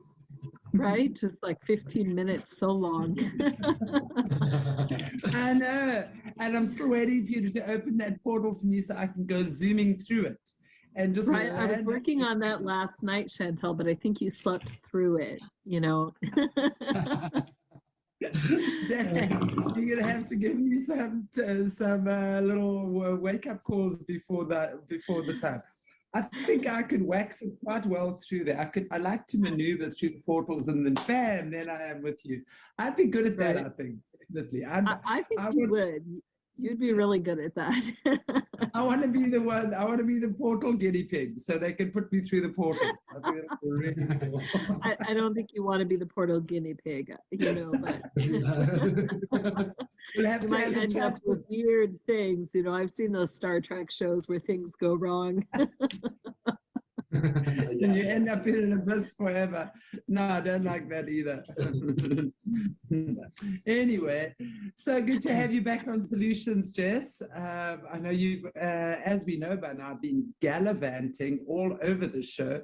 It's about time you stayed at home for a while, young lady, and attended to your interviewing duties, which you are now. I'm very happy to see. Although next week you will be gone again. My word. Anyway, on our last Soulutions interview we did with you, we were speaking about being a product, a child of parents who had themselves been in the system. And how does a child deal with that? Being a product of a product, if that makes sense. And then also, by the same token, you being a mom and having children, obviously, and especially with your family connections and bloodlines and stuff, very important, I guess, for you that you kept a massive eye on your kids. Now, I know that last time we had a really beautiful, candid, open interview with you, sharing a lot about your story, growing up with your proctor, and and also just with your mom. I'm wondering if there's anything just around that before we move on to the other stuff that you'd still maybe that you can share with us about being a child in a family like that. You there? Yeah, there was a lot of ups and downs with that. There are things that I still want to share on that. One of them being, just the regular family dynamics. Because we came from a bloodline where the abuse was generational. We weren't just dealing with it with one abuser or one perpetrator in the family. There were many. And one of the, dynamics was that you had these cover lives where everybody had to pretend, we had to get together on a regular basis. We did a lot of large family activities, which included extended family. And so in that, you've got this whole dynamic of, that children are trained that they have to keep the silence even into adulthood, and they have to continue to pretend that things are good and that there is no indicators given to those outside of the family that anything is wrong. So that was one of the things, I began to address in my adult life is, it's really hard to spot these children that are trained in that posture cover life. And so, as teachers, as people in the community who need to be aware, as helpers or people who can support these kids, how do you know, what are the signs or indicators that a child may be not having things go well at home? And so, I'll use that. We know that in life, nothing is perfect, that every kid has a natural inclination to make mistakes or to choose to do what's naughty or wrong. So I think about, just natural kid stuff. I had, growing up, I did a lot of nanny stuff with kids that weren't in the system. And I can remember these two little twins that I had to work with, and they were so atrocious. Like, I'd get up in the morning and, be ready to care for them, but they would do this tag team thing where one would run and climb up on the bookshelf, and he would start tossing all the books off the shelf, and the bookshelf wasn't secured or nailed to the wall. So, the fear was that that bookshelf was going to fall on that kid as soon as those books were not holding it down any longer, right? But then the other one would run to the bathroom and would start, doing all sorts of stuff in the bathroom there. And I had to decide, like, which is the most important thing, which kid's going to get hurt first or cause the most damage first. And, ended up one day, they were just so bad. There was a high counter in their house. So I put them in that middle island counter and was like, we're baking a cake. And we baked a cake from scratch. We all got covered in flour. But we've got those natural things that kids do, or, they lie, they steal. They're just kids. But so, when you're dealing with kids that have grown up in the system, they're trained that their cover lives are absolutely perfect. There's nothing that they show on the outside that's an indicator that something is wrong. Many of them are chosen as top students. They'll get really good grades, they'll be involved in sports, they'll be involved in multiple extracurricular activities. They'll have their parents who come and show up and are present at their activities. So it will seem like there's a lot of high family involvement in these situations.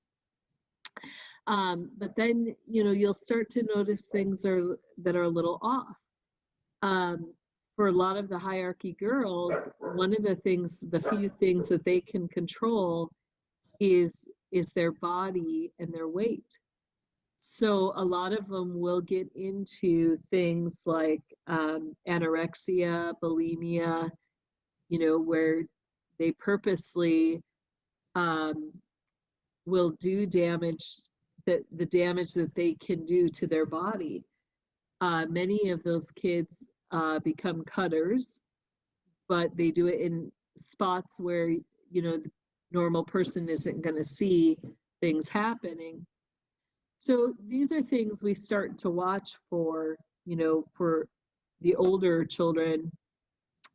For the younger ones, one of the other major indicators will be the extreme nightmares or night terrors or night paralysis.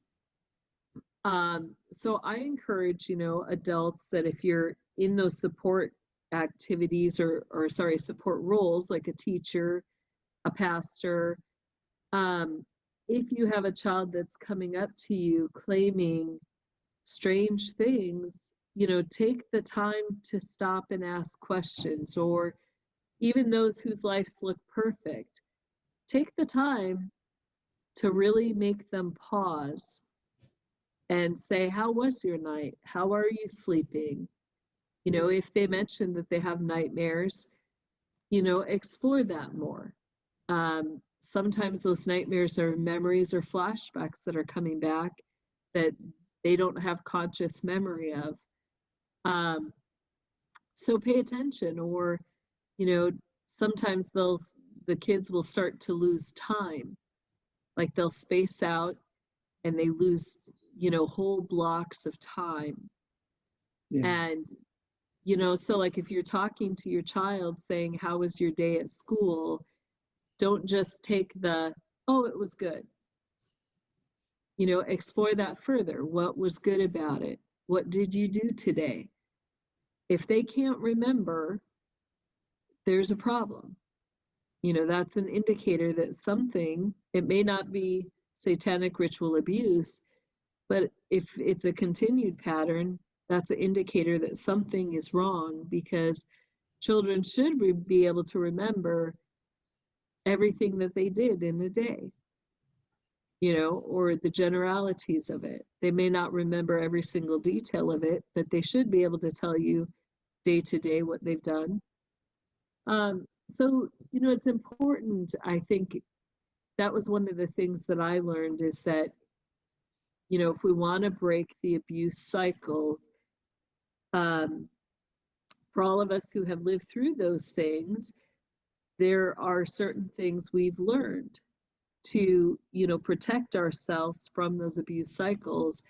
And it's that knowledge that we need to share with others so that they can be aware and utilize that to stop continued abuse for children that may be experiencing it in our communities. So what would you say to, and it's difficult, really, I understand, as a child, because there won't be many children watching this. But so I'm asking a question really on behalf of maybe older teenagers or adults who were kids of parents who've been in the system.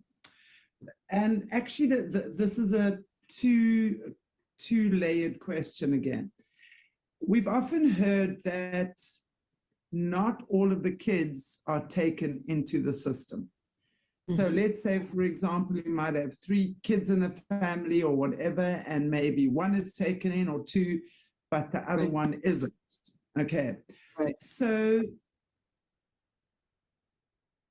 I would imagine if you're the child that's not taken into the system, you have no idea whatsoever that the others are in the system, right?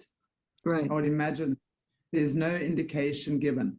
So let's say, what would you say to people who have that occur in their families, like where it's already so split? Well, let's start with that. What would you say if, like, let's say people are split? You were the one that, let's say, had the violence and the abuse perpetuated on you. Your siblings have no idea about that, or they're in denial, or they've been hauled back in and programmed. How would you share with people to deal with that kind of isolation? Yeah, I encourage even, as teenagers, like in my family, it was really difficult because usually as kids, when we got to hang out together, like at family events and stuff, we usually never got any alone time in the home. But if we were outside, running, playing tag, playing hide and seek, like that's where we would get those few little moments. But I can remember, a moment like with one of my cousins where, we were at, I'll just say it was, our great aunt who was one of the most evil mothers. And we were at her home. And we found ourselves in a room alone together, and the door was closed, which was very odd. Like usually that wouldn't happen. And I remember she looked at me and she said, "Well, that great aunt, she's a witch. She's a black witch." And that was the first time we had ever acknowledged to each other that we knew, she was a black witch. And I said, "Yeah," I said, "she is." And I said, "How do you know that?" And, that's when we started sharing some of our experiences together that we consciously remembered. And so, it is interesting, like even later than in adult years, what I appreciated is, I did have that split in the family where some experienced abuse, some did not. And, there's been moments where, me and my siblings will talk about the things that we remembered, and then the one who hasn't had that experience, there's more complications that go forward because you want to warn, you want to say, hey, don't leave your children alone with these particular family members. But, those siblings were kind of also smart because they see our natural body language. So even at family events, they would notice that, I was very mindful of my children, that I wouldn't allow them to go off with just anybody.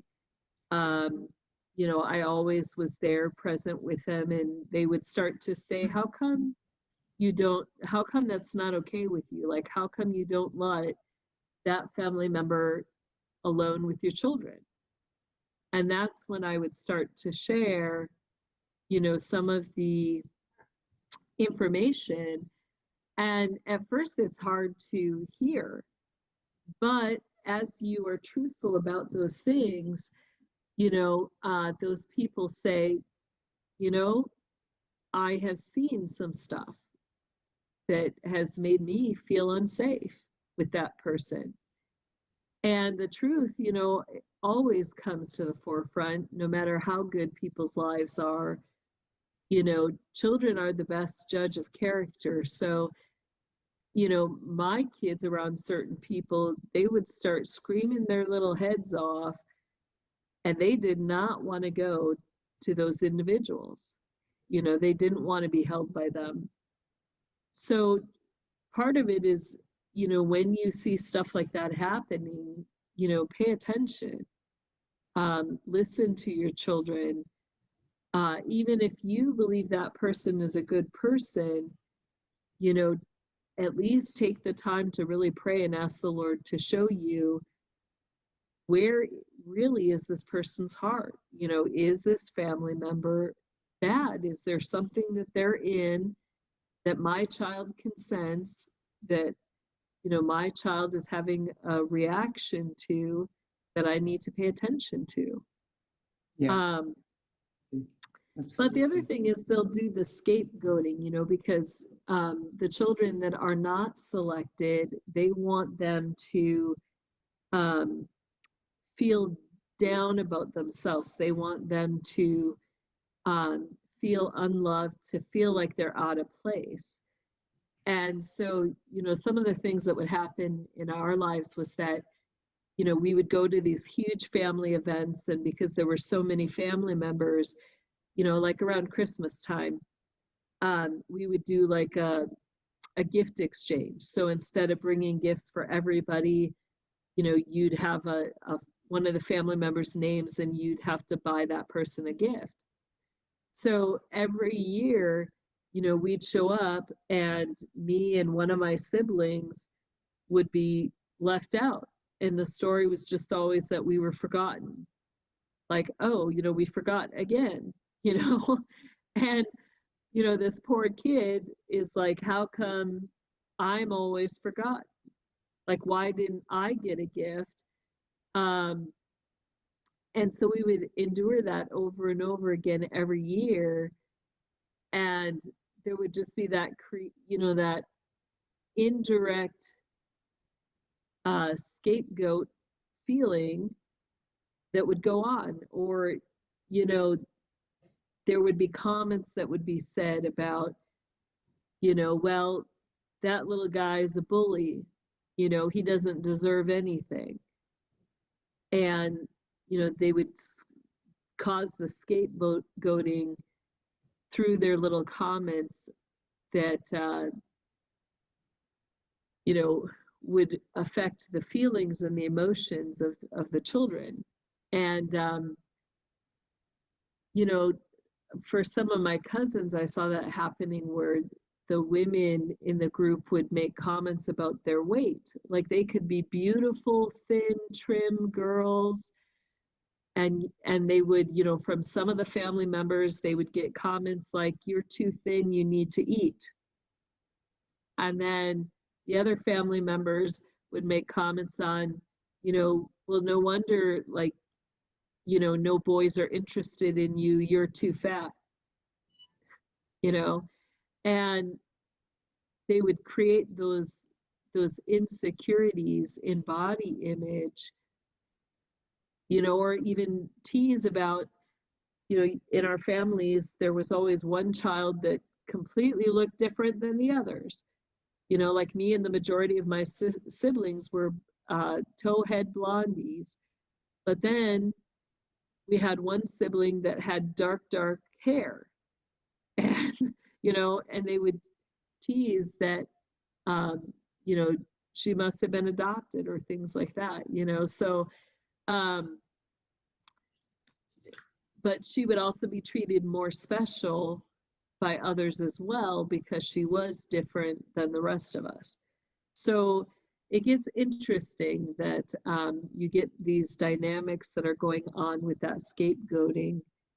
And, you know, most of the time as a kid, even into your adult years, you have no idea. You're like, why do people in my family treat me this way? Like, you know, and then they'll have diverse reactions to, you know, children like me who, you know, I was very strong-willed against that abuse. Um, you know, when we were at family events, I would be gathering all the kids together, making sure we were playing games so that none of the kids were able to be alone with anybody, and that would make them mad, you know. And Yeah. I would do things to call back, you know, if they tried to take one of the kids and said, oh, you know, like, I mean, it was always a good story, like, oh, let's go make chocolate chip cookies for everybody. And it would be like, none of us kids want chocolate chip cookies. Like, we all want to play. Let's come back and play with us. You know, we need the extra person. Or it'd be, Yeah. oh, well, let's all go make cookies. You know, they hated that one too.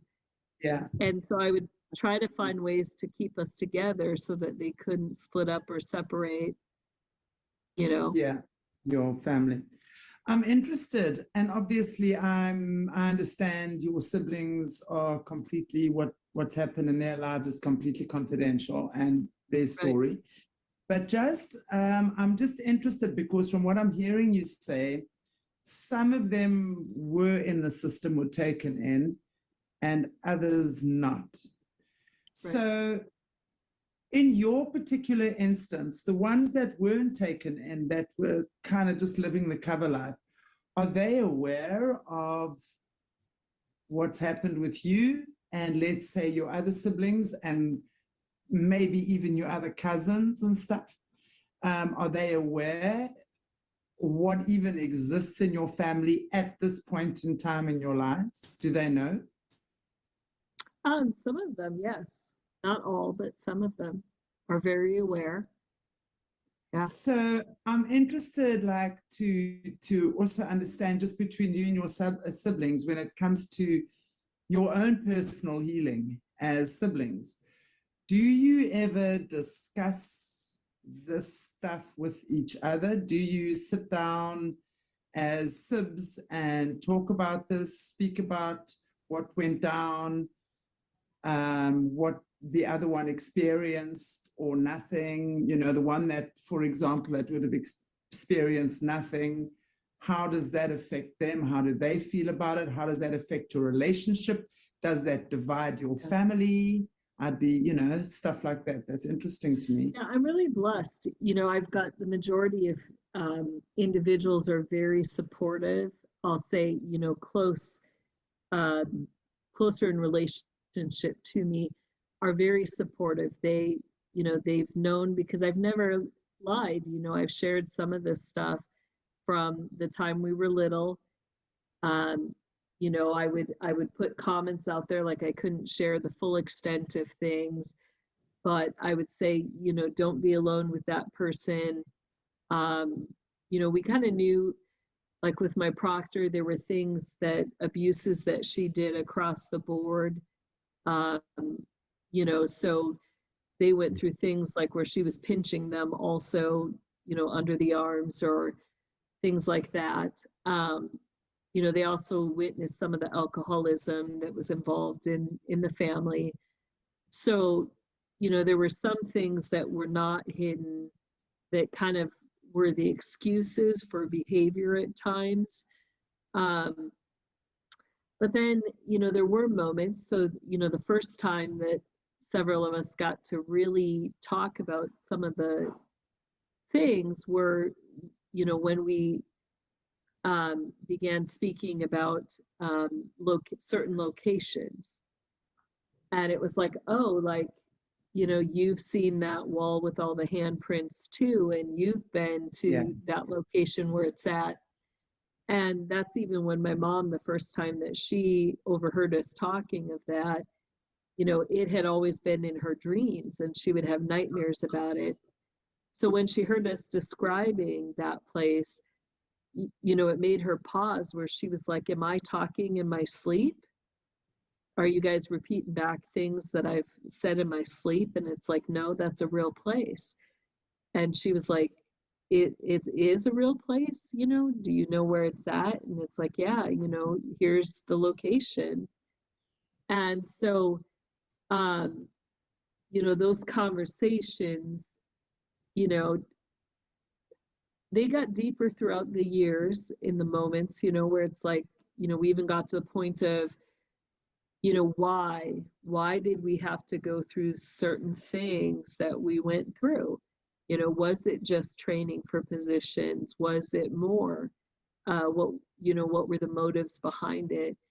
Um, you know, so I probably can't say more than that, but yes, we have gotten to speak on some of those things and question, you know, process. Um, you know, and everybody's in different places in their journey or their walk. Um, you know, there were you know, some of my family members that went through some of those things with me early on at a young age. You know, they don't have memories of those things, like they don't have memories of their childhood at all. And so for them, you know, some of it just seems so surreal, and, you know, they question, you know, but still, you know, I felt it was my responsibility to put the warnings out there. You know, don't leave your children alone with these people. Um, you know, you need to protect them and guard them. And, you know, some have heeded those warnings, others have not. Um, you know, so that's how I've tried to stop the abuse cycle, but I've seen in some ways, you know, it still has been allowed to continue.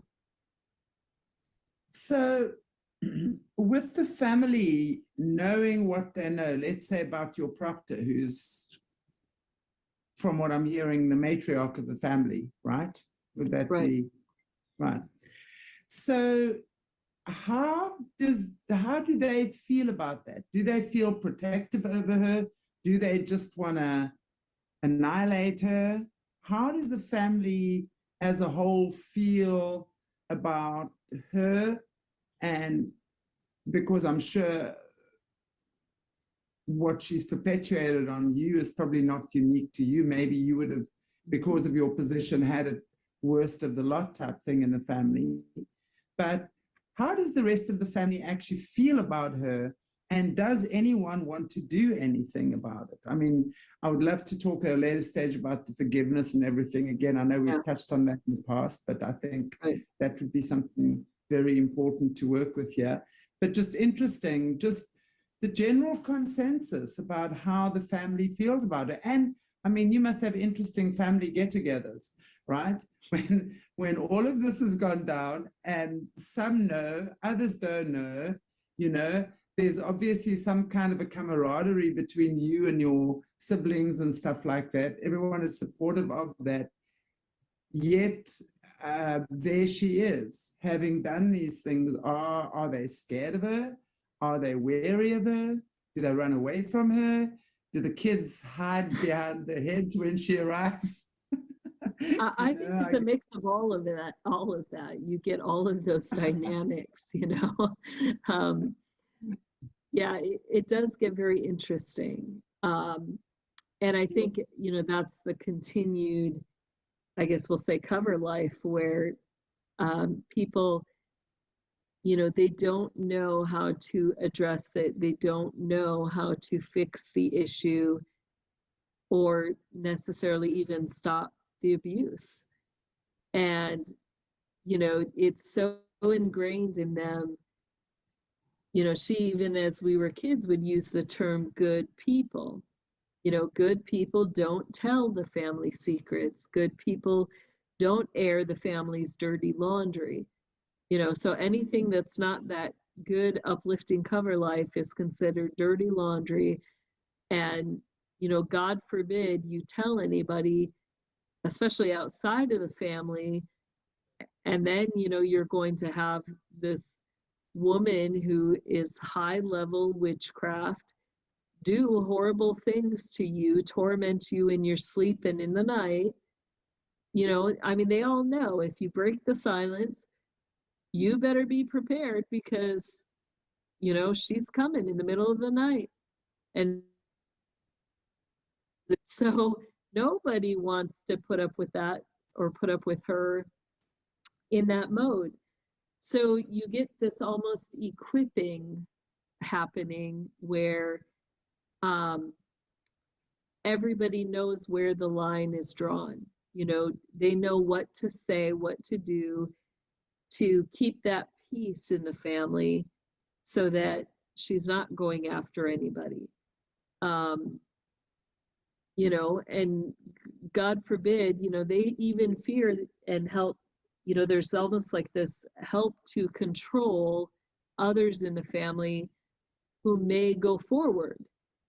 You know, anybody who tried to step out of line, you immediately have the entire family, you know, making comments suggesting that that definitely is not what you want to do. And so, you know, then if you continue to go forward, they start the crazy making game. Well, that person's, you know, they're just lying. They, you know, they have some mental health issues. They're crazy. They've always been crazy since they were a kid. You know, that's the line that comes out. But yet it's like, did you all forget that I was the kid that would repeat back word for word even the things I wasn't supposed to repeat back? And how many times did even my proctor say, "My, you have a memory like an elephant"? That was a cut. It wasn't a compliment. You know, she was telling me that I was saying too much out loud and I needed to keep my mouth shut. And you know, so they start those crazy making games and everybody goes along with it because they're afraid. Yeah. Yeah, they're afraid to put up with the hell that one has to go through to break that silence. And, you know, what's neat now, though, is that I think as more and more people are coming forward and, you know, things have gotten to a place where there's no more covering up. You know, there's no more covering up. There's too many implications, there's too many evidences and proofs, and those have been brought forward. And so there's no more hiding from those truths. And, you know, that's the biggest thing, you know, because so many survivors go through those stages where the people in their lives tell them they're crazy or they've got mental health issues. They even get them involved sometimes with psychiatrists or other mental health workers who give them a label. And they fall under the belief that there is something wrong with them. And I want to bring out the truth in that. You know, what I tell those individuals is, you never were crazy. The truth is that you were the only person in your family bold enough to state the truth. And so throw away those labels. It's not saying that we, you know, there may be some who still have issues because there is damage that's caused, even at a mental and emotional level, at a spiritual level. All of us who have been through that dark, you know, I'll just call it a dark ringer, you know, there's things that are done.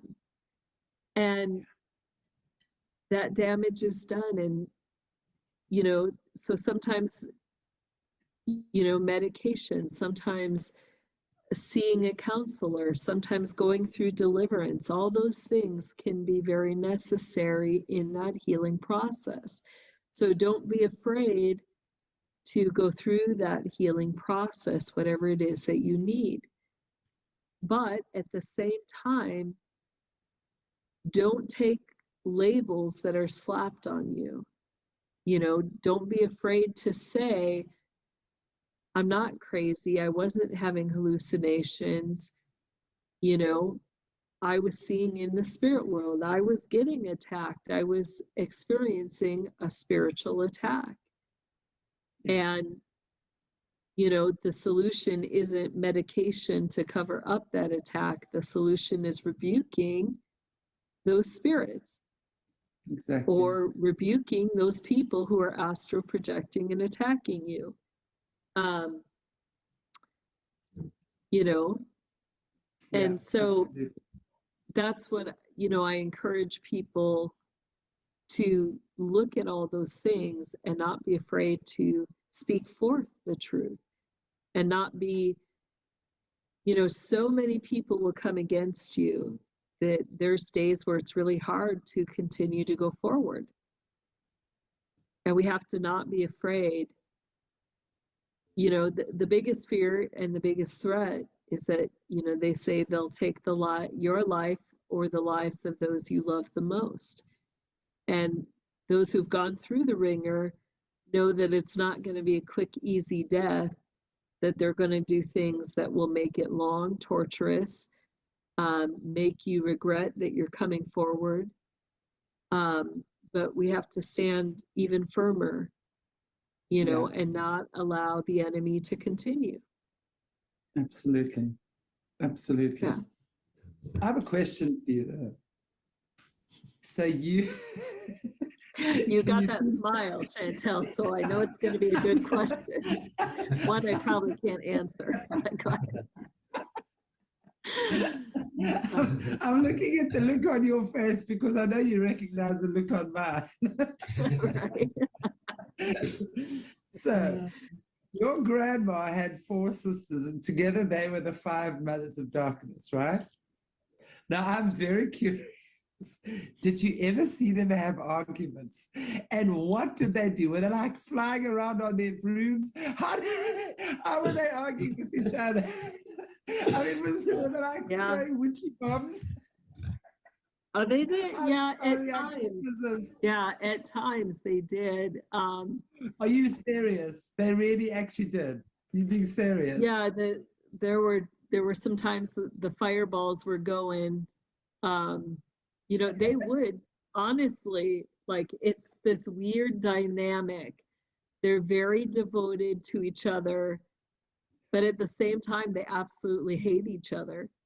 And so it's like it shifts from moment to moment. Like they could be, you know, like the funniest parts I think were, you know, when at night when everybody had to be meeting with Lucifer, and they would argue over, you know, power, authority, jurisdiction, you know, argue for certain rights over certain individuals, especially if that individual was displaying, you know, what they considered more power. And, you know, if they had somebody who was weaker in their magic circles, you know, and all of a sudden somebody comes along that's more powerful, like they would be so quick to give somebody the boot and put in that new person who had more power, and they would all fight over it. And they would cackle like I can't even like replicate the cackle, but they would take glee in like the more harm that it caused people, they would be joyful and glee in that and be cackling. And you know, the power battles, you know, they would stand in each other's spaces. So you had like the, you know, I didn't get to experience the, we'll call them the old guard, like the, so like some of my, you know, grandmothers, or I'll just say my proctor's relatives, they, you know, were part of that original group of mothers before my proctor took her position. And with those, you know, this really is where The Wizard of Oz, that movie, is based off of that group of 4 women. And they leave the 5th one out. And so, you know, the one who had the ruby slippers, she was just this nasty little, you know, if you met her in her cover life, she probably seemed very much like a hottie-toity or hoity-toity Southern girl. you know, but it was like she was so picky. Like she would have this rod, Astaroth pole or scepter, you could call it, that she would always walk with. And so when I had to go be presented before her, like she wanted your feet in a certain position. And I never would stand like with both my feet right next to each other. I always would pull that, you know, that right leg back.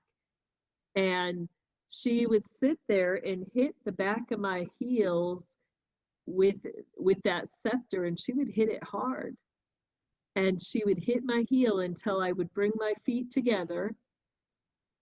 But by the time she turned around and was sitting on her little throne again, that foot would be slipped back and she'd be pissed.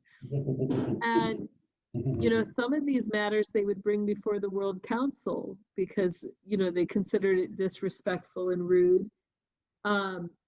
You know, my proctor never stood up for me in any of those fights. The person who stood up for me was Lori Caddick Kent. And Lori was somebody that, you know, she definitely would obey. She did her position well according to the system. But she was somebody that fully, you know, embraced and taught all of her students that, you know, you be who you are, and that's what makes you beautiful, is that you are just who you are. So she really fought for that for me. Like, you know, there were so many individuals who wanted to dictate, you know, certain things that I could do or wouldn't do. They purposely put me with all of the dark black witches, you know, and those mothers, because that's what they wanted. They wanted that evil in my heart, and they would do everything within their means to draw that evil out, even to the point of, you know, shooting me up with adrenochrome and putting me in situations where there was no way out except for to do the evil that they told you had to do. And, you know, so even through that, we found the Lord would provide ways. The Lord would make ways out of those situations for us that were outside of their control. You know, there were times that, yes, they, you know, I didn't call it flying, they levitated. You know, there were times that they levitated. There were times that they came out of nowhere levitating to attack you. You know, I was pinned to walls multiple times. You know, I would be dragged out of my bed in the middle of the night. You know, I never experienced, you know, them levitating through a city or anything in the middle of the night, but, you know, on their for brooms longer, in the full moon. yeah, for longer distances, usually they would, you know, use spiritual gates for transportation or things. You know, I was trying to think of, so some of the best ones, like I would try to sometimes set up scenarios that would best them in these situations, you know, so they couldn't do what they were plotting or planning to do. And yeah, they're just, I don't know how to even go into some of that stuff, but yeah, they would fight, they would attack each other, they would pull each other's hair out. It would be an all-out girls fight at moments. The, you know, the nails, the claws are coming out, and you know, you were just stuck getting the attack, however that came. The thing I hated the most is they would have these, you know, because of their cover life, they would always, you know, they would sew up dresses or things that got ripped, but that was their excuse, that they always would have a needle somewhere hidden in their dress or multiple needles. You know, usually it would be up on the collars or in the hem of their dress. And you never knew when they were pulling that sucker out if there was poison on it or a paralyzer. you know, they like to use the paralyzers, and then you're stuck. Like you can't move, you're fully conscious, but there's nothing you can do. And, you know, so it's like I always felt like I had to keep my distance, you know, like, but I'd be stuck right in the middle of them. And I'd be like, you know, consciously aware of where is every hand, you know, where are their Wow. feet, you know? It was like you're watching the ground, you know, because some of them would sprinkle poison as they're walking because everybody's barefoot. So then you're going to be getting issues where you're going to be throwing up and vomiting and having stomach cramps and diarrhea the rest of the day. And here's the funny thing, they would do these things, setting each other up because they'd be mad at each other. So they'd give each other diarrhea and bad stomach cramps through different, whatever they threw on the ground, right? They got soaked up through your bare feet. You'd be sick as a dog, and then you'd have them coming over. Oh, I'm here to take care of you. I made you a pot of chicken noodle soup. I will nurse and tend to you. And I'd be sitting there like, I just, you know, want to be alone. Like, leave me alone. Like, you know, it's like, what do you put in the soup? You know? I ain't touching that soup. No, I Yet don't it would be a think great so. offense. Like if you didn't accept the soup, you'd offend them more, and then you had worse stuff coming next, So you had no choice. right? So it's like it was like this weird dynamic where they care for each other and, you know, at the same time absolutely hated each other. Uh, I definitely think in one of our follow-up interviews, I would like just to talk about them, each one, and all their antics, the mothers of all their darkness. all their antics. Yeah, we'll see if we can get into that. These were the old guard mothers, but yeah, they, you know, they were interesting. And the one, that old guard, so one of the, you know, my proctor's older sisters was part of that older guard, and she's the one that Cisco Wheeler mentions in her book. Um, I think it's the Total Mind Control Program. She talks about the mother that got out in the 70s. And so she Okay. did. One of the mothers got out, and they allowed her to completely, you know, remain like she was still expected to come to family events. She had to keep that cover life to stay alive. But it was actually her husband was the one at the family reunions who had said to me, you know, when they would bring the pies in that had the drops of poison in them, he's the one who said to me, you know what's not poisoned? The olives. So her husband had been a high level Mason, and he got out as well. And so when we were at these family reunions together, they knew, you know, they knew that I had been chosen, and all that was happening to me. And in that, within their ability, you know, they would help me find ways to get through some of those moments. So that is very interesting. Wow.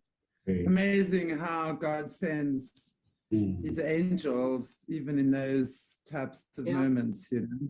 Yeah. Wow. Right.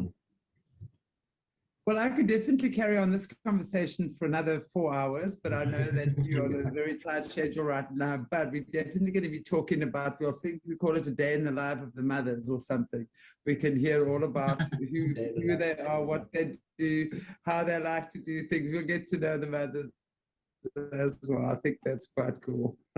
Yeah. Cheers. Thank you so much for a double dose with us here at Aquarius Rising Africa today on our Soulutions channel. And to those of you who haven't given us a like, a share, and a subscribe yet, please do. Yeah, we're growing both our channels again. Had to start from afresh, which is always a very, very good thing. And we're happy to be doing it. So Jessie, beautiful Jessie, thank you, thank you, thank you. And I know you've just prayed for us before, but I think never, I mean, there's never too much prayer. So maybe you want to end off for us again, yeah, please. Yeah. Heavenly Father, we just thank you for this time to come together. And I thank you that in all things, your desire for us is to be whole and complete. And you desire to give us that healing that we need. So I just pray for everybody out there today who's listening, whatever the trauma, whatever the abuse, whatever the deep pain that they carry is, I ask that you would speak to that pain today, that you would help them to begin to process and understand not only what they went through, but even the people who may have caused that pain and that hurt. And I ask that you would bring them to a place where they would be able to forgive and they would be able to overcome. They'd be able to see how to address that abuse that they experienced or address that pain, and that you would bring life out of those areas where they have had trauma and crisis and suffering. I thank you, Lord, that all those things that cause our lives to feel like we've had nothing but death and destruction, that your desire really is to bring life out of those moments. And so I ask that you would release to us that life. For every child out there that's suffering, Lord, release that life. And we ask also for the release of the joy, the laughter, the forgiveness, and above all, Lord, I ask that we would be able to see and experience beauty, and that all the years that have been stolen from us, that you would restore those years sevenfold, Lord. We thank you and praise you. In your powerful name, Jesus, we pray. Amen. Amen.